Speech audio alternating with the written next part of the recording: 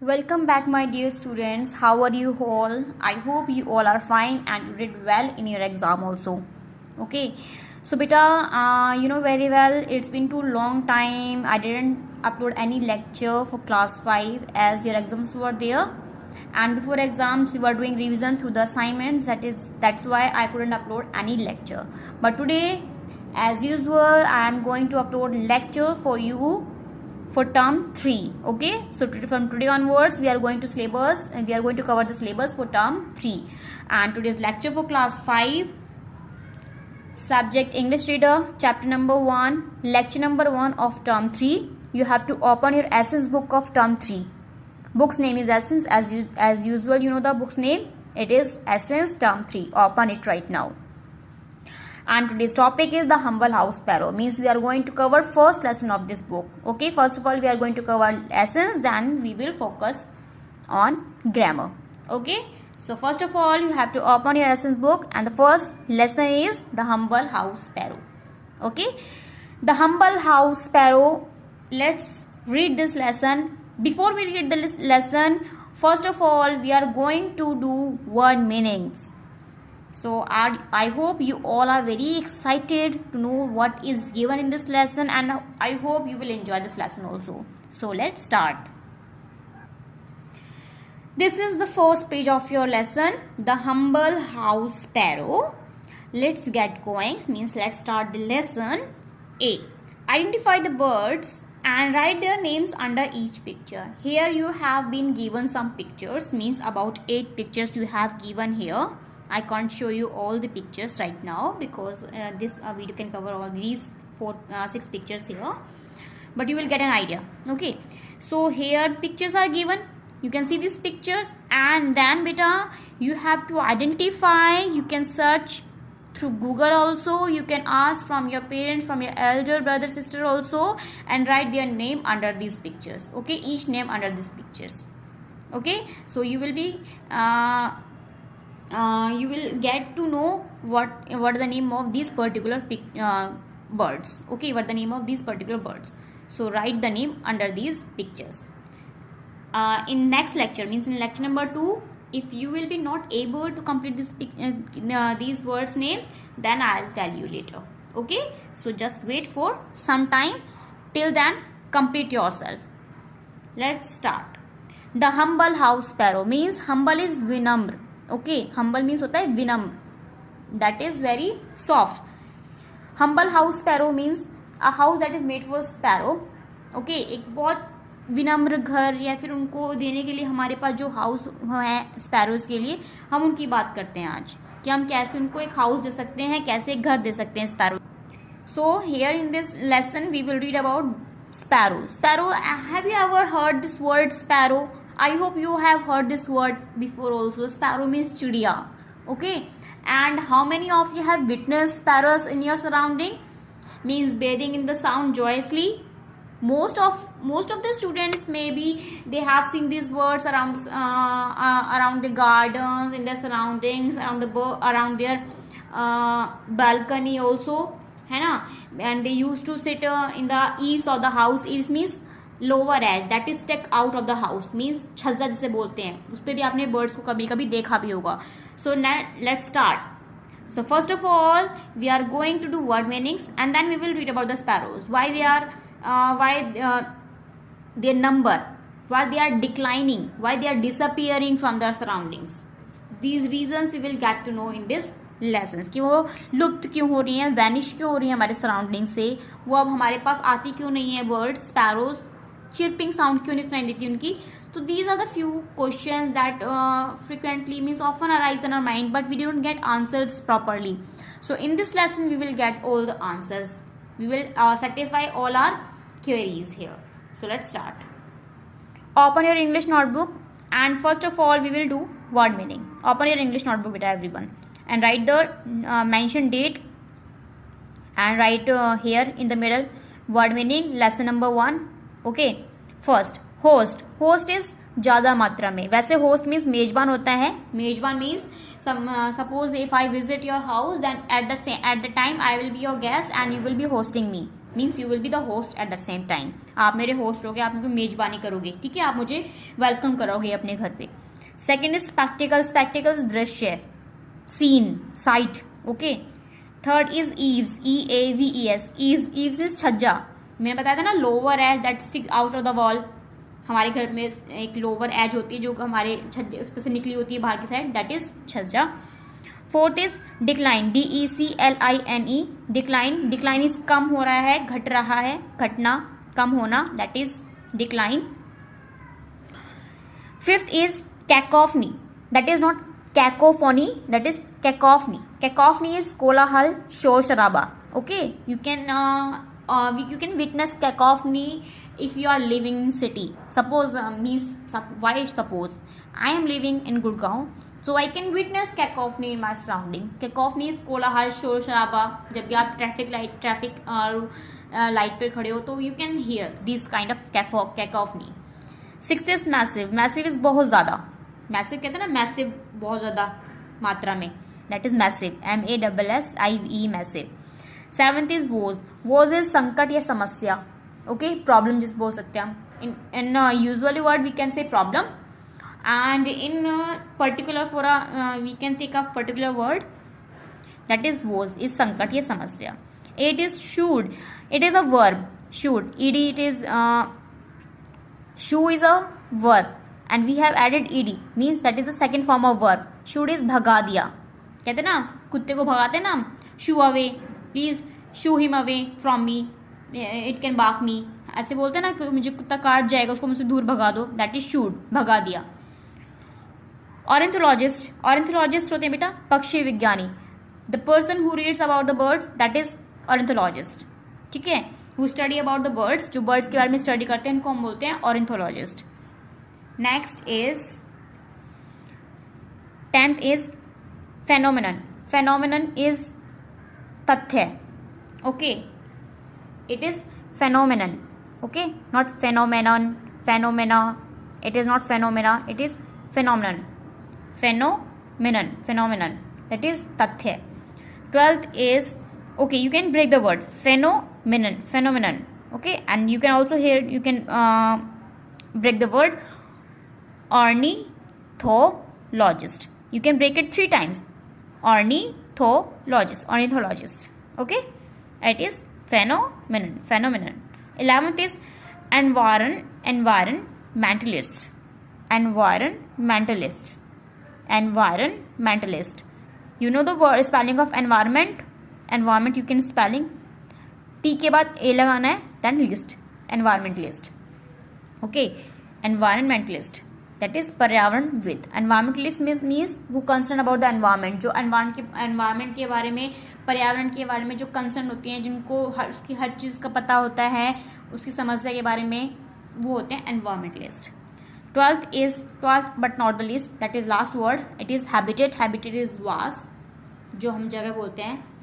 पक्षियों के लिए अलग हैबिटेट होता है, ठीक है. बर्ड्स के लिए नेस्ट उनका हैबिटेट होता है. हमारे लिए हमारा हैबिटेट हमारा घर है, और एनिमल्स के लिए हैबिटेट फॉरेस्ट है. So this is habitat is वास, जगह रहने के लिए. Now we will start the lesson.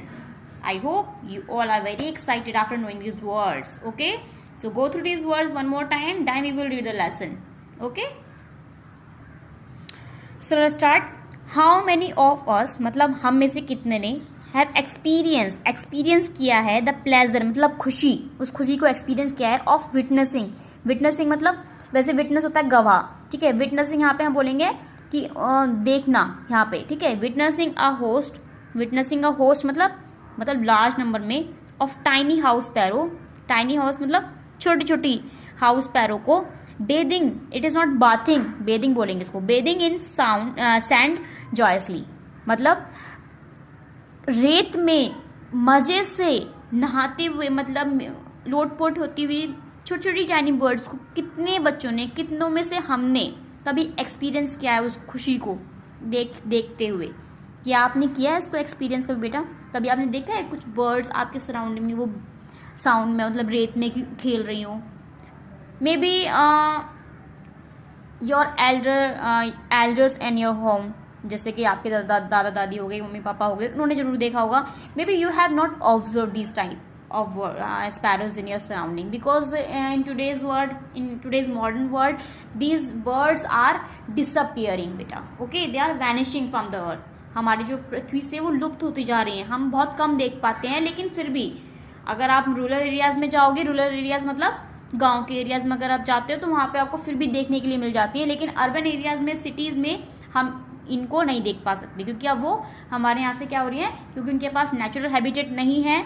जिनके बर्ड्स रहने के लिए जो जगह होती है, जैसे कि ट्रीज होते हैं, वो नहीं है लार्ज क्वांटिटी में, तो वो यहाँ से लुप्त होती जा रही हैं. We hear from our elders that the sparrows used to be everywhere. हमने अपने एल्डर्स से सुना है, बड़े बड़े लोगों से घर में सुना है कि जो स्पैरोज होती हैं वो हर जगह होती हैं, हर जगह हुआ करती थी पहले, मतलब हर जगह, चाहे वो सिटीज़ हो चाहे वो रूरल एरियाज हो. House sparrows hopping around the garden. House sparrow जो होती हैं, क्या होती हैं बेटा, घर के गार्डन में या फिर बालकनी में वो उछलती हुई रहती हैं. Presented are lively and heart warming spectacled.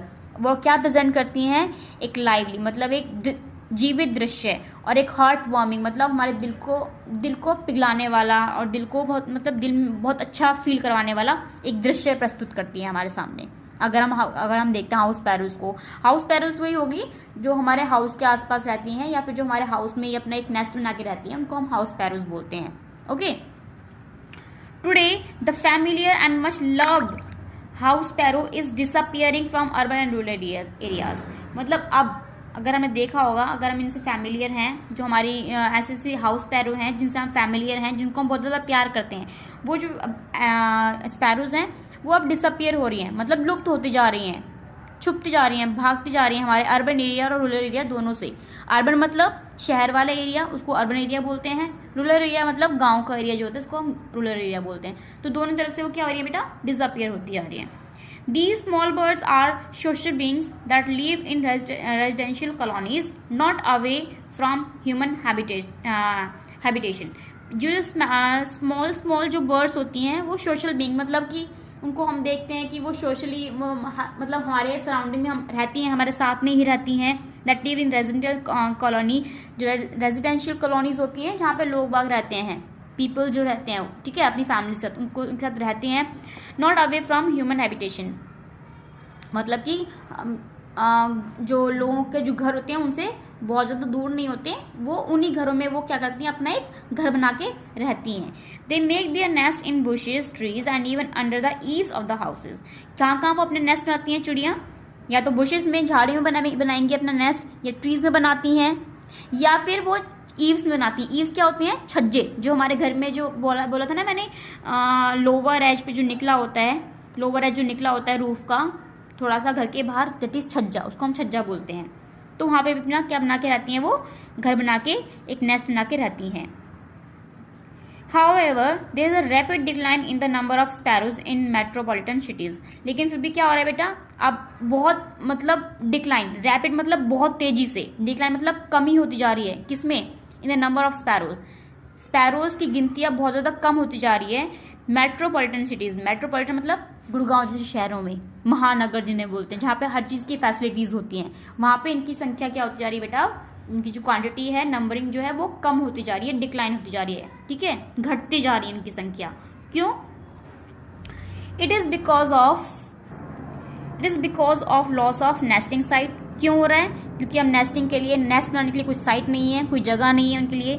Non availability of food, खाना भी नहीं है उनके लिए. जैसे कि insect that are destroyed by using pesticides, जो कि पहले इंसेक्ट हुआ करते थे हमारे आसपास छोटे छोटे, जिनको अब हम जो फार्मिंग के टाइम पे हमको मार दिया जाता है. कैसे? पेस्टिसाइड डालते हैं उनके ऊपर, हम कोई दवाइयाँ डालते हैं, खेतों में छिड़कते हैं तो वो मर जाते हैं. And even growing population of stray dogs, cats and etcetera. और जो आजकल जो उनकी जो पालतू कुत्ते, वैसे जो कुत्ते होते हैं जो गलियों में रहते हैं, उनकी संख्या बढ़ती जा रही है, या फिर जो कैट्स की संख्या बढ़ रही है, उसकी वजह से भी आज हम चिड़ियों को नहीं देख पा सकते. क्योंकि क्या होते हैं कि जो स्ट्रे डॉग्स होते हैं वो उनके पीछे भागते हैं चिड़िया के, उनको पकड़ने के लिए, उनको खाने के लिए. तो फिर इसकी वजह से भी वो वहाँ से हमारे एनवायरमेंट से चली जा रही है, ठीक है. आजकल हम नहीं देख पाते हैं, और उनके पास घर बनाने के लिए जगह भी नहीं है, फूड भी नहीं है. फूड में क्या खाती हैं वो, इंसेक्ट खाती हैं, तो इंसेक्ट तो आजकल हम मार देते हैं फार्मिंग के टाइम, खेतों में पानी वो लगाते टाइम जब दवाएं छिड़कती हैं तो उस टाइम मर जाती हैं। या फिर अगर हम शहरों में भी आजकल, जैसे अब कोरोना टाइम आ गया है, इस टाइम पे हम बहुत सारी दवाइयाँ डालते हैं, हमारे आते हैं जो म्यूनसिपल सोसाइटी से जो लोग आते हैं, कुछ जो दवाई छिड़क के जाते हैं, तो उसकी वजह से भी क्या हो रहा है, ये चीज़ें इंसेक्ट को मार देते हैं वो दवाइयाँ। What we see everywhere are wild pigeons and sturdy crowds cawing in cacophony। मतलब अब हम क्या देख सकते हैं अपने आसपास में, वाइल्ड पिजन्स मतलब जंगली कबूतर देखते हैं, और बहुत क्राउड, बहुत तगड़े वाला क्राउड, कहाँ क्या करते हुए, शोर मचाते हुए, मतलब हमारे आसपास बहुत ज़्यादा क्राउड हो गया है, इतना शोर हो गया है, हम ये सब चीज़ें देख रहे हैं, ठीक है। लेकिन हमें बर्ड्स हैं वो अब हम नहीं देख पा रहे हैं। The massive development of cities leading to loss of green cover and fast spreading industrial population is adding to the woes of this bird। मतलब कि सिटीज़ की अब डेवलपमेंट हो रही है, सिटीज़ बढ़ती जा रही हैं, सिटीज़ की मतलब हमारे आसपास हम देखते हैं कि बहुत ज़्यादा सिटीज़ बन चुकी हैं, हर जगह अब बिल्डिंग्स बन रही हैं, ठीक है। उसकी वजह से भी क्या हो रहा है, हम अपनी ग्रीनरी है, जो ट्रीज़ वगैरह हैं, उनको हम काटते जा रहे हैं, और वहाँ पे हम इंडस्ट्रियल को सेटअप करते जा रहे हैं, इंडस्ट्रीज़ को सेटअप करते जा रहे हैं, और जिसकी वजह से हम पॉल्यूशन भी आ रहा है वहाँ पे, ठीक है। और ये किसके लिए संकट है बेटा, ये बर्ड के लिए संकट बनता जा रहा है, चिड़ियाओं के लिए, क्योंकि उनके पास अब ग्रीनरी नहीं है, नेस्ट बनाने के लिए उनके पास ट्रीज़ नहीं है। ये यहाँ पे बिल्डिंग्स आ चुकी हैं, यहाँ पहले ट्रीज़ थे, फॉरेस्ट था, ठीक है, अब उनकी जगह ऐसी बिल्डिंग आ चुकी हैं, ट्रीज़ कट रहे हैं, जिसकी वजह से ग्रीनरी जा रही है, ग्रीनरी की वजह से पॉपुलेशन, अब सिटीज़ होंगी तो यहाँ पे कार चलेंगी, चिमनीज चलेंगी, तो उससे पॉपुलेशन आएगा, और पॉल्यूशन होएगा, पॉल्यूशन की वजह से बर्ड्स क्या हो जाती हैं, मर जाती हैं, क्योंकि गंदा हर जगह से स्मोक निकलेगी, तो उसकी वजह से भी चिड़िया नहीं मिल रही हैं, वो भाग जाती हैं या फिर वो मर जाती हैं। Development has shooed this chirping little birds away from our neighbourhood. Development की वजह से, मतलब कि इतना विकास होने की वजह से उन्होंने क्या कर दिया है, चहकती हुई जो लिटिल बर्ड्स को हमारे आसपास से, हमारे नेबरहुड में से, हमारे आस पड़ोस में से उनको भगा दिया है, शूड कर दिया है, शूड मतलब उनको भगा दिया है। In recent years India along with many other countries, अभी कुछ सालों में इंडिया के साथ साथ में कुछ और कंट्रीज में भी has seen a dramatic decline in its sparrow population. मतलब इंडिया की ही बात नहीं है ये, मतलब हमारे साथ में और भी कंट्रीज है, सब में क्या हो रहा है, जो चिड़िया की पॉपुलेशन है वो कम होती जा रही है, बहुत डिक्लाइन हो गया है, बहुत कम हो गई है, ड्रामेटिक, बहुत ज़्यादा डिक्लाइन हो गया है, कम हो गई है इनकी population. However, ornithologists have observed the phenomenon more in metro cities like Mumbai, Bengaluru, Hyderabad, etc. अभी जो ऑर्निथोलॉजिस्ट होते हैं, जो स्टडीज करते हैं बर्ड के बारे में, उन्होंने ऑब्जर्व किया है कि ये चीज़ है, ये दृश्य कहाँ मिल रहा है, ये फेनोमेना कहाँ हो रहा है, ये तथ्य कहाँ पे हमें ज़्यादा मिल रहा है, ये हमें ऐसे सिटीज में मिल रहा है जो मेट्रोपॉलिटन सिटीज़ हैं, जैसे कि मुंबई में, हैदराबाद, बेंगलुरु, इंडिया में, सॉरी हमारे इधर नॉर्थ में हम गुड़गांव में देख सकते हैं, गुड़गांव में भी बर्ड्स नहीं मिलती देखने के लिए, ठीक है। तो ये उनके लिए संकट, मतलब बहुत ज़्यादा संकट है उनके लिए, बर्ड्स के लिए, और ये हमारे लिए सोचने वाली बात है कि हम ऐसे बर्ड्स को देख नहीं पा रहे हैं और ये डिसअपियर हो रही हैं। This is a matter of concern for most of the environmentalist who have invented ways to attract the birds back to city, some of them are. ये मैटर है एनवायरमेंटलिस्ट, जो पर्यावरणविद हैं, जो पर्यावरण के बारे में सोचते हैं, उनके लिए एक बहुत कंसर्न वाला मैटर है। कंसर्न मतलब जिसके बारे में वो बहुत ज़्यादा सोच रहे हैं। तो उन्होंने क्या करा है, उन्होंने ऐसे तरीके लाए हैं एनवायरमेंटलिस्ट, जिसकी वजह से जो चिड़िया हमसे दूर जा रही हैं, जो पशु पक्षी हमसे दूर जा रहे हैं, वो हमारे पास वापस आ सकते हैं। और वो वेज क्या है, वो तरीके क्या हैं, जो कि बेटा मैं भी पर्सनली, हम अपने घर में पर्सनली इन वेज को यूज़ कर रहे हैं।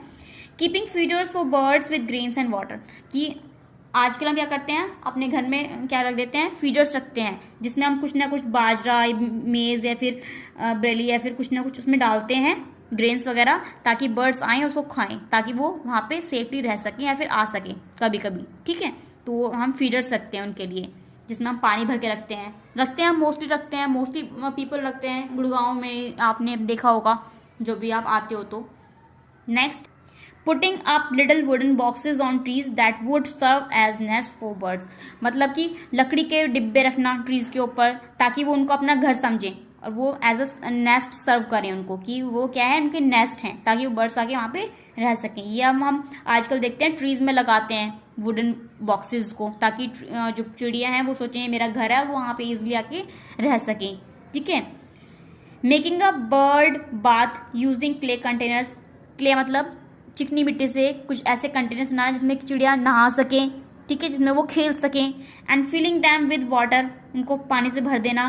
Keeping it on terrace and balcony, balcony में रख देना या फिर टेरेस पे रख देना, या फिर वो छज्जा जो बनता था ईज उस पर भी हम रख देते हैं कभी कभी। और हम तो जो पर्सनली मैं रखती हूँ अपने रूफ मतलब छतों पे, टेरेस पे रखते हैं हम अपने घर में। ठीक है। तो ऐसे छोटे छोटे हमने क्ले पॉट ला रखे हैं, क्ले वाले पॉट ला रखे हैं, और वो हम क्या रखते हैं, we use to keep them on the terrace so that birds from the surrounding can come and eat these grains and live happily. Okay, that is why we have made up temporary temporary things for them, so they can feed here, they can eat here whatever they want to eat, whatever they are not getting from the environment because of us, because of decline of the forest and trees, so that they can eat them as they want, as they are not getting naturally from the trees. Okay, so it's time to support these dear creatures. तो ये ऐसे हमारे time है ताकि हमको ऐसे support करें, ऐसे क्रिएचर्स को, जो छोटे छोटे क्रिएचर्स हैं उनको सपोर्ट करें, उनकी हेल्प करें। Uncontrol human activities must be check. जो एक्टिविटीज़ अनकंट्रोल होती जा रही हैं ह्यूमन की वजह से, जैसे सिटीज़ में पॉपुलेशन बढ़ते जा रहे हैं, उनको हम कंट्रोल करें, वो रेगुलर टाइम पर चेक होते रहें। It's not too late yet, अभी तक देर नहीं हुई है। As at least 70% of India is rural, क्योंकि हमारे इंडिया का 70% जो भारत का जो पार्ट है वो रूरल है, मतलब कि ग्रामीण है। And provides nesting places and food to house sparrows, और जो क्या करते हैं, हम क्या करते हैं कि उनको नेस्टिंग प्लेस देते हैं और या फिर फूड देते हैं हाउस पैरोज को। We ought to aid our feathered friends to preserve their natural habitat. तो हम ये प्रण लेते हैं कि हम ऐसे जो बर्ड्स हैं, हमारे फेदर्ड फ्रेंड्स हैं, जो जिनके फीदर्ड हो गए, जिनके पंख होते हैं, ऐसे फ्रेंड्स के हम प्रिजर्व करें, उनको उनकी नेचुरल हैबिटेट को, उनकी नेचुरल निवास को, स्थान को उनको बचाएं। तो इसका हम प्रण लेते हैं। तो this is a lesson about the birds. I hope you enjoyed this lesson very well and please do serve nest to them, do serve food to them so they can come in your surroundings to eat these type of foods. Okay, keep a bowl also, you can keep a bowl also, clay bowl also, in which you can keep 3 katoris where separately you can keep water, grains, maize, whatever you have in your house. Okay, you can feed them. So this is a kind of a preservation for the birds, and this is a kind of a help from the human beings also for our feathered birds, feathered friends.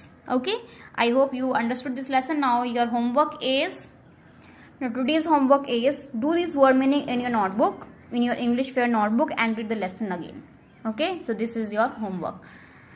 I'll come again with the book exercise of this lesson, and then we will get summary lecture. Okay beta, thank you and bye bye, and read this lesson again carefully.